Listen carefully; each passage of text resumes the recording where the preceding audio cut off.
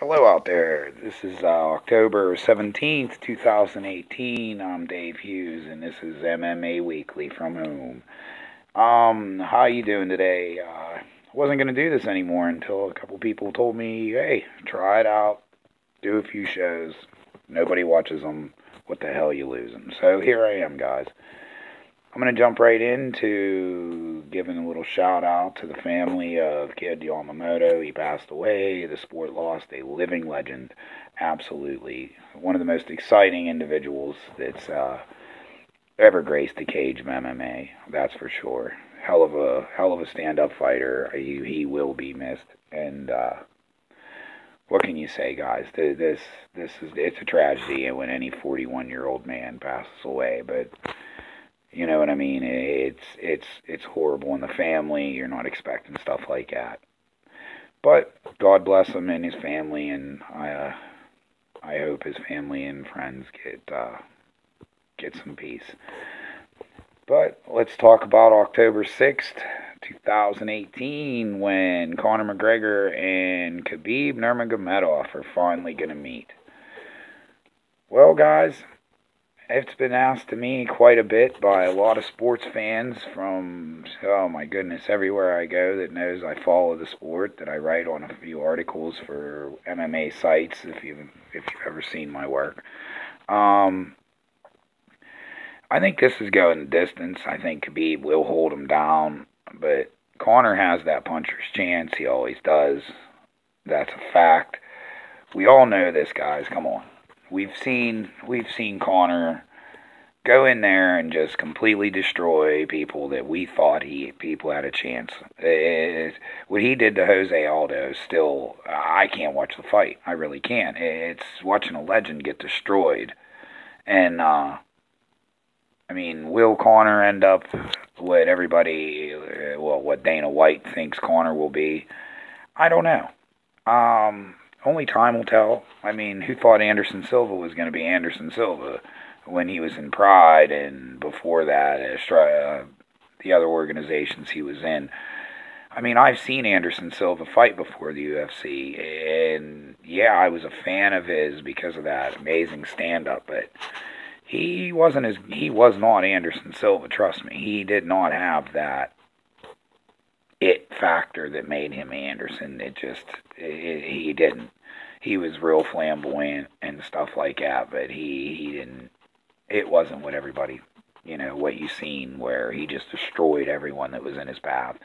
I mean, he got locked up and tapped to I believe it was a triangle armbar, if I'm not mistaken, but he should have been able to get out of it. He should have been able to roll, flip around his hips. But that's neither here nor there now. We're talking about Khabib and Conor, and I'm going to take Khabib in the decision on this because I know Conor, he might get Conor to roll on his belly. I don't think Conor has the heart that everybody thinks he has, but I mean, if Khabib fucks around like he did with Al, Raging Al is no Conor. But I watched the Michael Johnson fight again the other day, and Khabib got rocked. He really did. He can't handle a left-handed fighter. And I guarantee you, if I see it, Conor's a genius when it comes to this stuff. Conor knows how he's going to take this man out. And as long as the game plan that Khabib's camp is ready for the fact that this man can't defend a left-handed punch at all. He got hit with so many left-handed, he was probably begging for a right-hander. The southpaw guy, compared to orthodox, it was night and day. I'm telling you guys. Watch the fight for yourself. You don't have to take my word for it. Watch Michael Johnson versus Khabib. Watch Al versus Khabib. It was he can't let Conor put his hands on him. Conor puts hands on him, and that's a wrap. Khabib's done. He'll be unconscious. He has a decent chin, but not what he's gonna get knocked out. He really is if he If he fucks around, he's getting knocked out. But I'm taking Khabib with the decision, even though it's starting to sink in that I'm betting against Conor again. And every time I bet for Conor, he lets me down. I mean, I took him in the Mayweather fight like a dumbass, and you know the outcome of that. But I'm going to go over to Bellator now.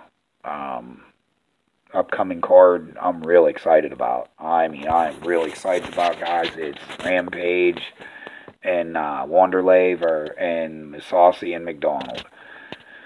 Well, who couldn't be excited for this? I mean, a real MMA fan that's watched Masasi's career, he's a legend in the sport. I mean, that's hands down. No matter what happens in this fight, he will continue to be a legend in the sport. But I mean, he light heavyweight, middleweight. The man, I don't know if he could get down. He's a pretty big boy. I don't think he could get down to welterweight. It'd be nice to see him fight McDonald for his belt next.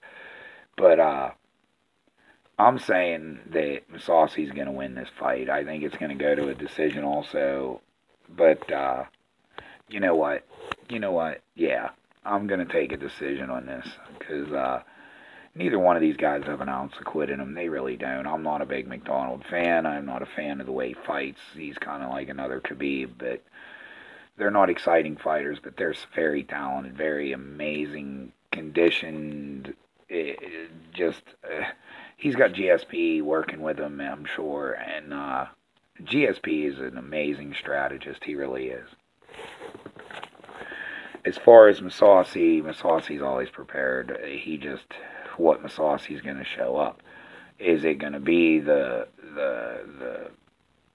warrior, the killer, so to speak, or is it going to be the guy that comes out there and just he's flat-footed and doesn't look like he wants it?